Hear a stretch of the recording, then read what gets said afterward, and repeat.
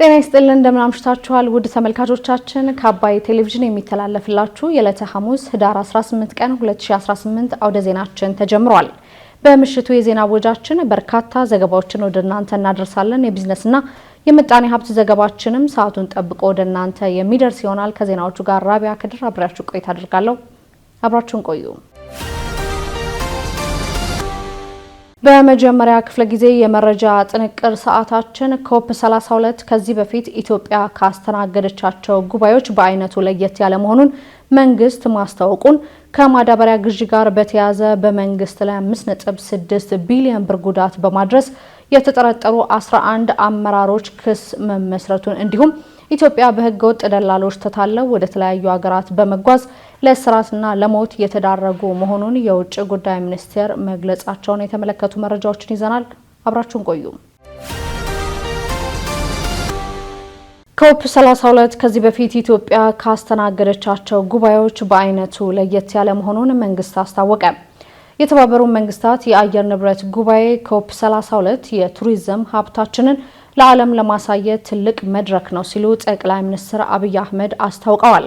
ኢትዮጵያ በተባበሩት መንግስታት የአየር ንብረት ለውጥ ማዕቀፍ ኮንቬንሽን መሰረት የኮፕ 32 አስተናጋጅ ሀገር ሆና መመረጧም ይታወሳል። የኮፕ 32 የብሔራዊ አስተባባሪ ኮሚቴ ጠቅላይ ሚኒስትር አብይ አህመድ በተገኙበት በዛሬው ዕለት ቁልፍ የዝግጅት ተግባራትን ለማቀናጀት የሚያስችል ስብሰባም አድርጓል። ጠቅላይ ሚኒስትር አብይ አህመድ በዚህ ወቅት እንዳሉትም በ3 ዓመት ከግማሽ ጉዟችን የመጀመሪያው ዓላማ የሀገር ግንባታ ሲሆን በዚህ ጊዜ ውስጥ ኢትዮጵያ መሰረታዊ ለሆኑ ጉዳዮች ብቁ መሆኗን አስተማማኝ በሆነ መንገድ ማስጨበጥ ያስፈልጋልም ብለዋል። የመጀመሪያው የዚህ የ3 ዓመት ተኩል ጉዟችን ዓላማ ሀገር ግንባታ ነው። በዚህ 3 ዓመት ተኩል ሂደት ውስጥ ኢትዮጵያ ለቤዚክ ነገሮች ብቁ ናት የሚለውን ነገር አስተማማኝ በሆነ መንገድ ማስጨበጥ ያስፈልጋል። በዚህ ሀገር ግንባታ ውስጥ የኢንፍራስትራክቸር ኮሚቴ የተቋቋመ አለ። በጣም በርካታ ስራና ሀብት ይጠበቅበታል። ዴሊቨር እንደሚደረግ ተስፋ አደርጋለሁ። ግንባታው ሁለተኛው ዋና ዓላማ የሀገር ኢሜጅ ነው።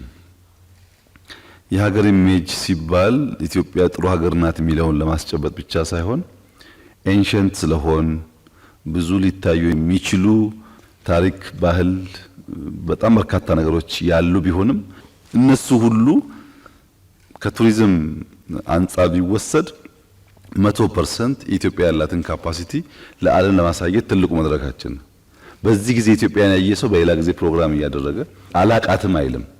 አውቋት አልተመቸኝም በዚህ ጊዜ በዚያኛው ጊዜ መጣሉ ሊል ይችላል። ለማወቅ የሚያስችለውን ስራ ግን የምንሰራበት ጊዜ ነው።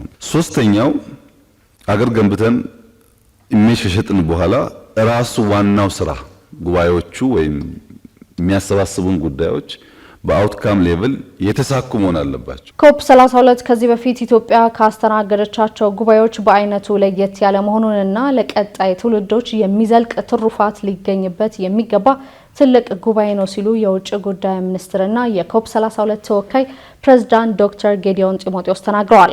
የተባበሩት መንግስታት የአየር ንብረት ጉባኤ ኮፕ 32 ኢትዮጵያ ካዘጋጀችው እንደ አፍሪካ ህብረትና አውሮፓ ህብረት የምግብ ፕሮግራም የመሳሰሉ ትላልቅ ጉባኤዎች ሰፋ ያለ በመሆኑ ዓለምን የምታስተናግድበት ለቀጣይ ብዙ ትውልዶች የሚዘልቅ አሻራና ትሩፋት ሊገኝበት የሚገባ ትልቅ ጉባኤ መሆኑንም ዶክተር ጌዲዮን ጢሞቴዎስ ገልጸዋል።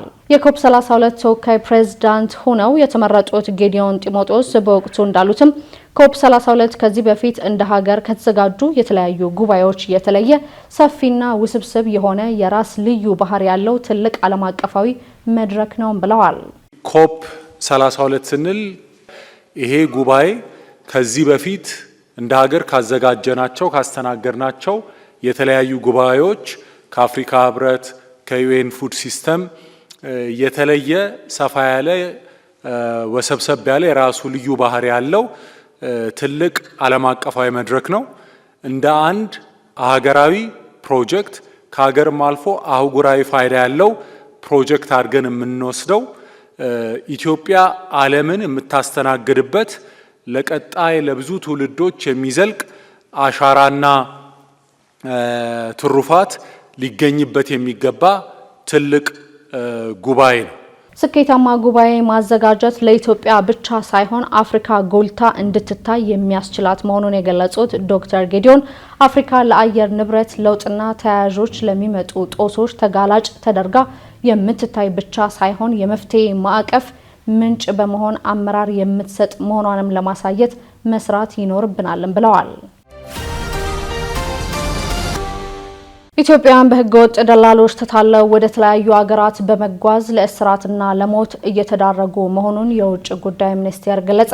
የውጭ ጉዳይ ሚኒስቴር ዛሬ ህዳር 18 2018 ለጋዜጠኞች በሰጡት መግለጫ በውጭ ሀገራት በአስቸጋሪ ሁኔታ ውስጥ የነበሩ 32000 ገደማ ሰዎችን ከመስከረም ወር ጀምሮ ወደ ሀገር መመለስ እንደተቻለም ገልጸዋል። የውጭ ጉዳይ ሚኒስቴር ቃል አቀባይ አምባሳደር ነቢያት ጌታቸው በሰጡት በዚህ መግለጫ በሳውዲ አረቢያ ብቻ ከመስከረም 2018 ጀምሮ በ17 በረራዎች 32955 ዜጎችን መመለስ ተችሏል ብለዋል። አምባሳደሩ አክለውም ላኦስ፣ ካምቦዲያና ማይናማር ላይም በችግር ላይ ያሉ ዜጎችን የመመለስ ተግባር እየተሰራ እንደሆነ አንስተዋል። ሰሞኑን ከማይናማር ብቻ 300 ሰዎችን ከእገታ ማስለቀቅ የተቻለ ሲሆን 34ቱን ዜጎች ወደ ሀገር መመለስ ተችሏልም ሲሉ ገልጸዋል። አምባሳደር ነቢያት በመግለጫቸው ኢትዮጵያ በተሳሳተ መረጃና በህገወጥ ደላሎች ተታለው ወደ ተለያዩ ሀገራት በመጓዝ ለእስራትና ለሞት እየተዳረጉ መሆኑንም ተናግረዋል። በመሆኑም ዜጎች በህገወጥ ደላሎች በኩል ከሚደረግ ፍልሰት ራሳቸውን እንዲጠብቁም አሳስበዋል። እንዲሁም ወደ ውጭ ሀገር የሚደረጉ ጉዞዎች፣ የስራ ቅጥሮች በህጋዊና መንግስት ባስቀመጠው አሰራር ብቻ ሊሆን ይገባልም ብለዋል። በመጨረሻም ነገር ግን በጣም አንገብጋቢ የሆነው ጉዳይ የዜጋ ተኮር ዲፕሎማሲን አንዳንድ ነጥቦች ማንሳት ፈልጋለሁ። በተለያዩ ሀገራት በአስቸጋሪ ሁኔታ ውስጥ ይኖሩ የነበሩ ኢትዮጵያውያን ወደ ሀገራቸው የመመለሱ ስራ እንግዲህ እሱ አሁንም ተጠናክሮ እንደቀጠለ ነው። ባለፉት ከሁለት ሳምንት በፊት ባወጣነው የፕሬስ መግለጫ ላይ ባለፉት 4 ዓመታት ብቻ ከ500 ሺህ በላይ ዜጎቻችን እንዲመለሱ ማድረግ መቻሉን አንስተን ነበር። ይህ ስራ አሁንም ተጠናክሮ ቀጥሏል። በተለይ ደግሞ በሳውዲ አረቢያ በተለያዩ እስር ቤቶችና ማቆያ ማዕከላት የሚገኙ ዜጎችን ከመስከረም ወር ጀምሮ በ17 በረራዎች መስከረም፣ ጥቅምት፣ ዳር ነን አሁን በ17 በረራዎች 22955 ዜጎች ማስመለስ ተችሏል። ይሄ ከሳውዲ አረቢያ ብቻ ነው። በአሁኑ ወቅትም በሳውዲ አረቢያ እንዲሁ በአስቸጋሪ ሁኔታ ውስጥ የሚገኙ ዜጎቻችን የመመለሱ ስራ እንደቀጠለ ነው። ስለዚህ አሁንም ዜጎች በተሳሳተ መረጃ በህገወጥ ደላሎች ተታለው ወደ ተለያዩ ሀገሮች በመጓዝ ለእስራትና ለሞት እየተዳረጉ በመሆኑ መንግስት ዜጎች ከህገወጥ ጉዞ ራሳቸውን እንዲከላከሉና እንዲያስጠነቅቁ ዛሬ በድጋሚ ማሳሰብ እወዳለሁ። ወደ ውጭ ሀገራት የሚደረጉ ጉዞዎች፣ የስራ ቅጥሮች በህጋዊና መንግስት ባስቀመጠው አሰራር ብቻ ሊሆን እንደሚገባም ከማዳበሪያ ግዢ ጋር በተያያዘ በመንግስት ላይ 5.6 ቢሊዮን ብር ጉዳት በማድረስ የተጠረጠሩ 11 አመራሮች ክስ ተመሰረተባቸው።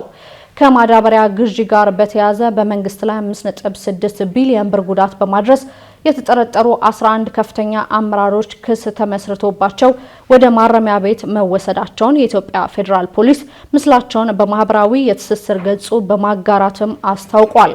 በወንጀሉ ተጠርጥረው ክስ የተመሰረተባቸው የኢትዮጵያ የግብርና ስራዎች ኮርፖሬሽን ዋና ስራ አስፈጻሚ የነበረ አቶ ክፍሌ ወልደማርያም፣ በዚሁ ኮርፖሬሽኑ የግብርና ግብዓት ምርትና አቅርቦት አብይ ዘርፍ ምክትል ዋና ስራ አስፈጻሚና የአፈር ማዳበሪያ ግዢ ኮሚቴ ሰብሳቢ የነበረ አቶ ወልደ አብ ደምሴ ይገኙበታል።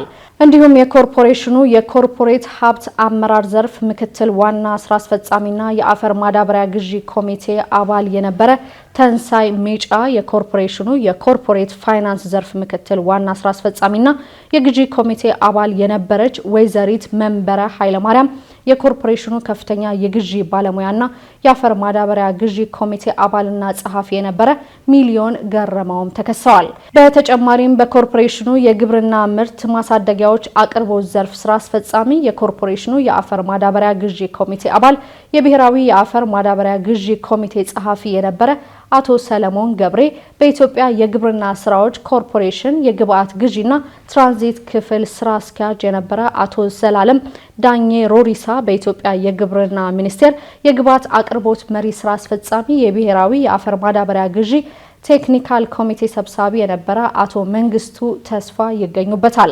በመጨረሻም የኢትዮጵያ ባህር ትራንስፖርትና ሎጂስቲክ ምክትል ስራ አስፈጻሚ የነበረ ካፒቴን ወንደሰን፣ በኢትዮጵያ ተስማሚነት ምዘና ድርጅት የኢንስፔክሽን ዳይሬክተር የነበረ አቶ ጸጋዬ በረሃ፣ የኢትዮጵያ ተስማሚነት ምዘና ድርጅት የጅቡቲ ቅርንጫፍ ጽህፈት ቤት ኃላፊ የነበረ አቶ አለባቸው ሞልቶ ተከሰዋል። ተከሳሾች የክልል መንግስት ለኢትዮጵያ ግብርና ስራዎች ኮርፖሬሽን የዓለም አቀፍ የአፈር ማዳበሪያ ግዢ እንዲፈጽም የሰጡትን ውክልናና የኮርፖሬሽኑ የስራ አመራር ቦርድ ውሳኔዎች፣ የግዢ መመሪያዎች፣ ውሎችና ድንጋጌዎችን በመጣስ ወንጀል ተጠርጥረው ምርመራ እየተደረገባቸው መሆኑን ፖሊስ ገልጿል። ተከሳሾቹ የተጋገረውን ማዳበሪያ ማስከስከሻ ወጪ 204,000 የአሜሪካን ዶላር ያለ አግባብ በመክፈል ከመቀሌ መርከብ ጊር ተነቅሏል በማለት ኮርፖሬሽኑ 100,000 ብር የአሜሪካን ዶላር ተጨማሪ የማጓጓዣ ወጪ እንዲያወጣ በማድረግ ጥራት የሌለው ማዳበሪያ የተጓጓዘበት ወጪ 39,992,860 የአሜሪካ ዶላርን ጨምሮ በድምሩ 40,296,860 የአሜሪካ ዶላር ወይም 5,681,857,260 በመመዝበር በህዝብና በመንግስት ላይ ጉዳት ማድረሳቸውም ተመላክቷል።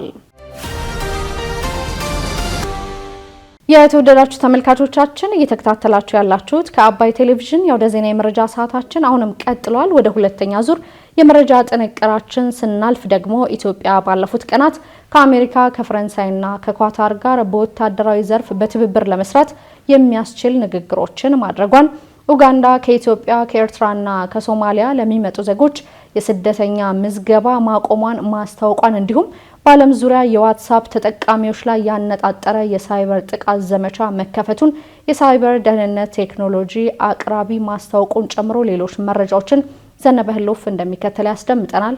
አብራችሁን ቆዩ። ኢትዮጵያ ባለፉት ቀናት ከአሜሪካ ከፈረንሳይና ከኳታር ጋር በወታደራዊ ዘርፍ በትብብር ለመስራት የሚያስችሉ ንግግሮችን አደረገች። በፈረንሳይ የምድር ጦር አዛዥ ጀነራል ፒየር ሺል የተመራ ወታደራዊ ልዑክ ከኢፌዴሪ መከላከያ አመራሮች ጋር መምከሩ ተገልጿል። ምክክሩ የሁለቱን ሀገራት ወታደራዊ ትብብር ለማጠናከር ያለመ እንደሆነና በቀጣይ በሚኖሩ የሰላም ማስከበር ኦፕሬሽኖች ላይ ትኩረቱን ያደረገ መሆኑን ተመላክቷል። የወታደራዊ ትብብሩ መጠናከር የሁለቱ ሀገራት መሪዎች ያደረጓቸውን ስምምነቶች ተከትሎ የሚፈጸም እንደሆነም ነው የተነሳው። ኢትዮጵያ የቀጠናውን ሰላም ለማረጋገጥ እየሰራችው ባለው ስራ መደሰታቸውን የገለጹት ጀነራል ፒየር ሺል በቀጣይ ሁለቱ ሀገራት አስፈላጊ በሆኑ ጉዳዮች ላይ በትብብር እንደሚሰሩ ተናግረዋል። ፈረንሳይ ለጋራ ተጠቃሚነት በወታደራዊ ቁሳቁስና በሰው ኃይል ስልጠና ያልተቆራረጠ ድጋፍ ለማድረግ ዝግጁ መሆኗንም አረጋግጠዋል። የኢትዮጵያ ጦር በአፍሪካ ጠንካራ ኃይል መሆኑን የገለጹት የመከላከያ ትምህርትና ስልጠና ዋና መምሪያ ኃላፊ ጀነራል ይመር መኮንን ዘመኑ በሚጠይቀው ወታደራዊ ቴክኖሎጂ ታግዘን ግዳጅ ለመወጣት ከፈረንሳይ ጋር በትብብር እንሰራለን ብለዋል። በተመሳሳይ በኳታር ጉብኝት እያደረጉ ያሉት የኢትዮጵያ መከላከያ ሚኒስትር ኢንጂነር አይሻ መሐመድ ከኳታር ምክትል ጠቅላይ ሚኒስትርና የመከላከያ ሚኒስትር ሼክ ሳዑድ ቢን አብዱራህማን ቢን ሐሰን አልታኒ ጋር በዲፕሎማሲና መከላከያን በማጠናከር ዙሪያ ተወያይተዋል። በውይይታቸውም በሁለቱ ሀገራት መካከል ያለውን ዲፕሎማሲያዊ ግንኙነት ይበልጥ ለማጠናከርና ለጋራ ጥቅም ትብብሮችን ለማሳደግ ፍላጎት እንዳላቸው ሼክ ሳዑድ ቢን አብዱራህማን ተናግረዋል። በሌላ በኩል ደግሞ የኢትዮጵያ ጦር ኃይሎች ጠቅላይ ኢታማዦር ሹም ፊልድ ማርሻል ብርሃኑ ጁላ ከአሜሪካ የአፍሪካ እዝ አዛዥ ጀነራል ዳግቪን አንደርሰን ጋር ወታደራዊ ጉዳዮች ላይ ያተኮረ ውይይት ማድረጋቸውን መዘገባችን ይታወሳል። በውይይቱም የአፍሪካ እዝ አዛዡ ኢትዮጵያ በሰላማዊ መንገድ የባህር በር ለማግኘት የምታደርገውን ጥረት አሜሪካ እንደምትደግፍ ገልጸዋል። የኢትዮጵያ መንግስት በሆንግ ኮንግ የጋራ መኖሪያ ቤት ህንጻዎች ላይ በተነሳው የእሳት አደጋ 65 ሰዎች መሞታቸውን ተከትሎ የተሰማውን ሀዘን ገለጸ።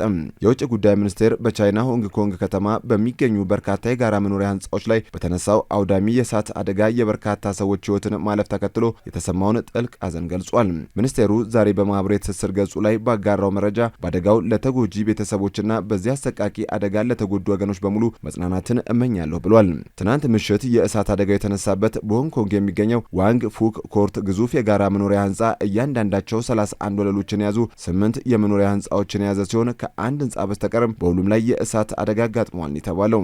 በዚሁ አደጋ ከ270 በላይ ሰዎች እስካሁን ያሉበት ያልታወቀ ሲሆን በሺዎች የሚቆጠሩ ነዋሪዎችም ወደ ጊዜያዊ መጠለያዎች እንዲዘዋወሩ መደረጋቸው ተጠቁሟል። በአንድ አካባቢ በሚገኙ መኖሪያ ህንጻዎች ላይ የተነሳው እሳት ከ18 ሰዓታት በላይ ለሚሆን ጊዜ ሲነድ የታየ ሲሆን ክስተቱን ለመቆጣጠርም ከ800 በላይ የእሳት አደጋ ሰራተኞች ተሰማርተዋል ተብሏል። የሆንግ ኮንግ የደህንነት ኃላፊ የእሳቱን መነሻ ለማግኘት የተደረገው የመጀመሪያ ደረጃ ምርመራ እሳቱ የተስፋፋበት ፍጥነት ያልተለመደ እንደሆነ ማመላከቱን ተናግረዋል። ፖሊስትሪን የተባለ የግንባታ ግብዓት ለእሳቱ መባባስ አንድ ምክንያት ሆኖ ቢጠቀስም ትክክለኛ ምክንያት ግን አልታወቀም ነው የተባለው። ከእሳት አደጋው ጋር በተያያዘ 3 የተጠረጠሩ ሰዎች በቁጥጥር ስር መዋላቸውንና ምርመራ መጀመሩን የአገር ውስጥ መገናኛ ብዙሃን ዘግበዋል። በፖሊስ ከተያዙት ሰዎች ውስጥ ሁለቱ የህንጻዎቹን እድሳት የሚያከናውነው የኮንስትራክሽን ኩባንያ ዳይሬክተሮችና አንዱ ደግሞ የምህንድስና አማካሪ መሆኑ ተጠቁሟል። የኩባንያው ኃላፊዎች በከፍተኛ መጠን ቸልተኝነት ፈጽመው ሊሆን ይችላል የሚል እምነት እንዳለን ፖሊስ ገልጿል። በዓለም ዙሪያ የዋትስአፕ ተጠቃሚዎች ላይ ያነጣጠረ የሳይበር ጥቃት ዘመቻ መከፈቱን የሳይበር ደህንነት ቴክኖሎጂ አቅራቢው አስታወቀም። የሳይበር ደህንነት ቴክኖሎጂ አቅራቢው ሲቲኤም 360 እንዳስታወቀው በፍጥነት በመስፋፋት ላይ የሚገኘው የዋትስአፕ አካውንት የጠለፋ ዘመቻ በዓለም ዙሪያ ተጠቃሚዎችን በአሳሳች የማረጋገጫ ፖርታል እና ከዋትስአፕ ጋር ተመሳስለው በተሰሩ ድረገጾች አማካይነት የተጠቃሚዎችን መረጃ በመሰብሰብ የሚደረግ ጥቃት ነው። ሃክ ኦን ቻት የሚል ስያሜ የተሰጠው ይህ ዘመቻ የዋትስአፕን የተለመደ የድረገጽ ቅርጽ አላግባብ በመጠቀም ተጠቃሚዎችን ለማጭበርበርና ማህበራዊ ምህንድስና ዘዴዎችን በመጠቀም ላይ ነው። የመረጃ መንታፊዎቹ ተጠቃሚዎች ትክክለኛ የዋትስአፕ መረጃዎችን ካስገቡ በኋላ ይህም ተጎጂዎችን በማታለል የማረጋገጫ ቁልፎችን አሳልፎ እንዲሰጥ ማድረግ አጥቂዎች መለያቸውን ሙሉ በሙሉ እንዲቆጣጠሩ ያስችሏል። ጥቃት አድራሾቹ የጥቃት ዘዴውን በበርካታ ቋንቋዎችና የሀገራት ኮድ ሊለዩ እንዲችሉ አድርገው ያመቻቹት ስለሆነ ዓለም አቀፍ ተደራሽነቱ ከፍተኛ ነው። ጥቃቱን ለመከላከልም የዋትስአፕ መለያና የይለፍ ቃል ከማስገባታችን በፊት ትክክለኛ ድረገጽ መሆኑን ማረጋገጥ፣ ዋትስአፕ በምንጠቀምበት ጊዜ መዝጋት ወይም ሎጋውት ማድረግ፣ ዋትስአፕ ግሩፕ ተቀላቀሉ የሚል ማስፈንጠሪያ ከማናውቀው ሰው ሲደርሰን ያለመክፈት፣ አጠራጣሪና ተንኮላዘል አሳሽ ድረገጾችን አለመጠቀም እንደሚያስፈልግ የሳይበር ደህንነት ቴክኖሎጂ አቅራቢው ገልጿል። ኡጋንዳ ከኢትዮጵያ ከኤርትራና ከሶማሊያ ለሚመጡ ዜጎች የስደተኝነት ምዝገባ ማቆሟን አስታወቀች። ምስራቅ አፍሪካዊቷ አገር ኡጋንዳ የአፍሪካ ቀንድ ሀገራት ከሆኑት ከኢትዮጵያ ከኤርትራና ከሶማሊያ ለሚመጡ ሰዎች የስደተኝነት ምዝገባ ማቆሟን አስታውቃለች። የኡጋንዳ እርዳታ የአደጋ ዝግጁነትና የስደተኞች ሚኒስትር ሂላሪ ኦኔክ ሰራተኞቻቸው ከሶስቱ አገራት የሚመጡ ስደተኞችን እንዳይመዘግቡ ማዘዛቸውንና ለዚህም ምክንያቱ በአገሪቱ ውስጥ ድጋፍ ስለሌለ መሆኑ ተናግሯል። ይህ ሚኒስቴር ውሳኔ የተሰማው ወደ ኡጋንዳ የሚገቡ ስደተኞች ቁጥር በከፍተኛ ሁኔታ በጨመረበት ወቅት ሲሆን ምዝገባ የቆመውም ከለጋሾች ለስደተኞች ተብሎ የሚመጣው ድጋፍ በመቀነሱ እንደሆነ ተዘግቧል። የአሁኑ የእገዳ ውሳኔ አዲስ የሚመጡ ስደተኞችን የሚመለከት እንጂ ቀደም ሲል ወደ ኡጋንዳ በመግባት የተመዘገቡትን የሶስቱን ሀገራት ዜጎች የሚመለከት እንዳልሆነም ተገልጿል። ሚኒስትሩ እስካሁን ወደ ኡጋንዳ የገቡት ስደተኞች ቁጥር ወደ 2 ሚሊዮን እንደደረሰ በየዕለቱ እየጨመረ መሆኑንም ተናግረው በየቀኑ በ100ና በ200 መካከል የሚቆጠሩ ስደተኞች ከዲሞክራቲክ ኮንጎ ብቻ ወደ ኡጋንዳ ይገባሉ ብለዋል።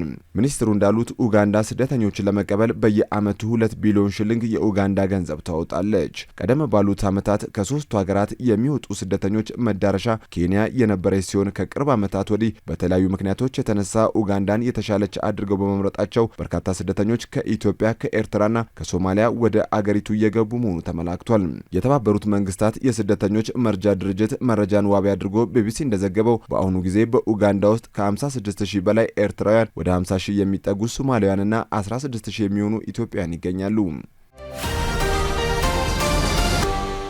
ከአባይ ቴሌቪዥን የምሽት ዘገባዎቻችን እንደቀጠሉ ናቸው። ውድ ተመልካቾቻችን አሁን ደግሞ የቢዝነስና ምጣኔ ሀብት ጉዳዮች የሚቀርቡበት ሰዓት ላይ ደርሰናል። መረጃዎቹን ቴዎድሮስ አይቸው ይዟል። ተከታተል እንመለስ። በድጋሚ አብራችሁን ቆዩ። የቻይና ባንክ ለቢሾፍቱ ዓለም አቀፍ አየር ማረፊያ ግንባታ $500 ሚሊዮን እንደሚያቀርብ ተገለጸ። ከአዲስ አበባ በስተደቡብ ምስራቅ 45 ኪሎ ሜትር ርቀት ላይ በምትገኘው ቢሾፍቱ ከተማ አቅራቢያ ይገነባል የተባለው ግዙፍ ዓለም አቀፍ አውሮፕላን ማረፊያ 12.5 ቢሊዮን የአሜሪካ ዶላር ወጪ የሚጠይቅ ሲሆን ይህም የመሬት ግዥና የአካባቢው ነዋሪዎች ካሳን ያካትታል ተብሏል። ለግንባታ ስራው የሚውለው 8 ቢሊዮን ዶላር በግል ባለሀብቶች እንደሚቀርብ ሲገለጽ፣ ቀሪውን ለመሸፈን አየር መንገዱ ከብዙ የፋይናንስ ተቋማት ጋር ድርድር እያደረጉም ይገኛሉ። ይህንንም ተከትሎ ታዲያ ባሳለፍነው ነሐሴ ወር የአፍሪካ ልማት ባንክ 500 ሚሊዮን ዶላር ድጋፍ እንደሚያደርግ ማስታወቁ ይታወሳል።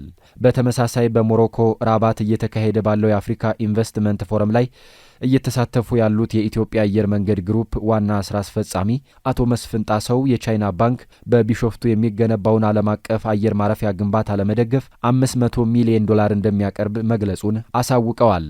አቶ መስፍን ገንዘቡን የሚያቀርበው ባንክ የትኛው እንደሆነ ባይገልጹም ድጋፉ ግን ለአየር ማረፊያው ግንባታ ስራ በጣም ወሳኝ ነው ብለዋል።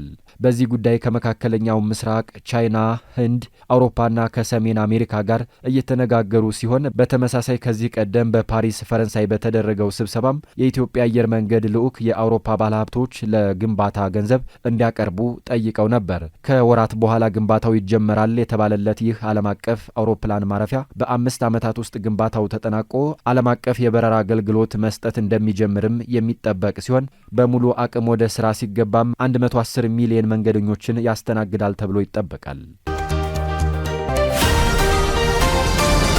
ኢትዮጵያ የአቪዬሽን ዘርፉ በበረራ ወቅት የሚለቀውን የበካይ ጋዝ መጠን ወደ ዜሮ ለማውረድ የሚያስችላትን ስራ መጀመሯን የትራንስፖርትና ሎጂስቲክስ ሚኒስቴር ገለጸ። ዘላቂ የአቪዬሽን ዘርፍ የአዋጭነት ጥናት ሰነድን ኢትዮጵያ ዛሬ በተረከበችበት ዕለት የአቪዬሽን ዘርፉ በበረራ ወቅት የሚለቀውን የበካይ ጋዝ መጠን ወደ ዜሮ ለማውረድ የሚያስችላትን ስራ መጀመሯን የትራንስፖርትና ሎጂስቲክስ ሚኒስቴር አለሙ ስሜ ተናግረዋል። ጥናቱ በዓለም አቀፉ የሲቪል አቪዬሽን ድርጅት፣ የአውሮፓ ህብረትና የፈረንሳይ መንግስት የገንዘብ ድጋፍ በትብብር የተሰራ ነው ተብሏል። የትራንስፖርትና ሎጂስቲክስ ሚኒስትር ዶክተር አለሙ ስሜ ኢትዮጵያም ከአፍሪካ ቀዳሚ በመሆን ስራውን እየጀመረች ነው ብለዋል። የዛፍ ርጋፊ፣ የምግብ ዘይት ተረፈ ምርትና እንደ ሸንኮራ አገዳ ያሉ ሁሉ ምርቱን ለመስራት አማራጭ እንደሚሆኑ በጥናት መለየቱ ተነግሯል። ይህንን ምርት ልክ እንደ ኤታኖል ከመደበኛው የአውሮፕላን ነዳጅ ጋር በመቀላቀል የበካይ ጋዝ ልቀት መጠንን መቀነስ ይቻላል ተብሏል። በ41ኛው የዓለም አቀፉ የሲቪል አቪዬሽን ጉባኤ በተወሰነው መሰረት ይህንን መንገድ መከተል በዓለም ዙሪያ የአቪዬሽን ዘርፍ የሚለቀውን የበካይ ጋዝ መጠን እንደ አውሮፓውያኑ አቆጣጠር 2050 ወደ ዜሮ ለማስጠጋት ከስምምነት ተደርሷል። እንደ የጉሎ ፍሬ፣ ጎመን ዘር፣ ሰናፍጭ ያለ ምርትም በኢትዮጵያ በስፋት እንደሚመረት ያነሱት የሲቪል አቪዬሽን ባለስልጣን ዋና ዳይሬክተር አቶ ዮሐንስ አበራ እነዚህን ምርቶች ጨምሮ ሌሎች የግብርናና የእንስሳት ተረፈ ምርቶች ግብዓት መሆን ይችላሉ ብለዋል። የትኛው መንገድ ለኢትዮጵያ ይሰራል የሚለውን በመለየት ምርቱን ከመደበኛው የአውሮፕላን ነዳጅ ጋር በመቀላቀል መጠቀም ይቻላል ብለዋል። በዚህ መንገድ እስከ 50 በመቶ ምርቱን ከአውሮፕላን ነዳጅ ጋር መቀላቀል እንደሚቻል ተነግረዋል። የበካይ ጋዝ ልቀትን ለመቀነስ ቃል በተገባው መሰረት ተግባራዊ የሚደረገው ይህ መንገድ ግን በዋጋ ረገድ ከፍተኛ ወጪን የሚያስወጣና ውድ ነው ተብሏል። ኢትዮ ቴሌኮም ሶስተኛ የሆነውን በአንድ ጊዜ 16 የኤሌክትሪክ መኪኖች ባትሪ መሙያ ጣቢያውን ማስጀመሩን ገለጸ። ኢትዮ ቴሌኮም በኢትዮጵያ እያደገ የመጣውን የኤሌክትሪክ መኪና ስነ ምህዳር በስማርት ቴክኖሎጂ ለመደገፍ ያለውን ቁርጠኝነት በተግባር ማሳየቱን በማጠናከር ሶስተኛውን እጅግ ፈጣን የኤሌክትሪክ መኪና ቻርጅ መሙያ ጣቢያ በይፋ ወደ ስራ ማስገባቱን የኢትዮ ቴሌኮም ዋና ስራ አስፈጻሚ ፍሬህይወት ታምሩ ገልጸዋል። የጣቢያው የላቀ ቴክኖሎጂና አቅም ሶስተኛው ምዕራፍ ተጠናቆ ወደ ስራ የገባው ይህ ጣቢያ በሰው ሰራሽ አስተውሎት የተደገፈና እጅግ የላቀ ቴክኖሎጂን ይጠቀማል ተብሏል። ጣቢያው በአንድ ጊዜ እስከ 16 ተሽከርካሪዎችን ማስተናገድ የሚችል መሆኑም ተገልጿል። በጣቢያዎቹ የተገጠሙት 16 እጅግ ፈጣን የኃይል መሙያዎች እያንዳንዳቸው እስከ 180 ኪሎዋት በሰዓት የሚደርስ የመሙላት አቅም እንዳላቸው ተገልጿል። ይህ ጥቅም ላይ የዋለው ቴክኖሎጂ ምንም አይነት የኃይል ብክነት የሌለው መሆኑን አስታውቀዋል። የቻርጅ ማደያ ጣቢያው የ24 ሰዓት አገልግሎት የሚሰጥ ሲሆን ያለማንም አጋዥነት አገልግሎቱን በራሳቸው ማግኘትና ክፍያቸውንም በቴሌብር ሱፐር አፕ መፈጸም እንደሚችሉ ተገልጿል። ኢትዮ ቴሌኮም ከዚህ ቀደም ከቦሌ ወደ መገናኛ እንዲሁም ከመገናኛ ወደ ቦሌ በሚወስዱ አውራ ጎዳናዎች ላይ 2 ጣቢያዎችን ገንብቶ አገልግሎት እየሰጠ መሆኑም ተገልጿል። ጣቢያዎቹ አገልግሎት መስጠት ከጀመሩበት ከየካቲት ወር ጀምሮ ከ165,000 በላይ ለሚሆኑ የኤሌክትሪክ ተሽከርካሪዎች አገልግሎት መስጠቱን አስታውቋል። በዚህም 6,081,447 ኪሎግራም ካርበን ዳይኦክሳይድ ወደ ከባቢ አየር እንዳይለቀቅ መከላከል የተቻለ መሆኑም ተገልጿል። ይህ ሶስተኛው ጣቢያ መከፈቱ ኩባንያው ሀገሪቱ ወደ አረንጓዴ ኢኮኖሚና የትራንስፖርት ስርዓት እያደረገች ያለውን ሽግግር የሚደግፍ እንደሆነም ተገልጿል። ስትከታተሉት የነበረው የዕለተ ሐሙስ ህዳር 18 2018 ከአባይ ቴሌቪዥን የሚተላለፍላችሁ የአውደ ዜና የመረጃ የጥንቅር ሰዓታችን ይህንን ይመስል ነበር። አብራችሁን ስለነበራችሁ ከልብ እናመሰግናለን። በያላችሁበት መልካም ምሽት።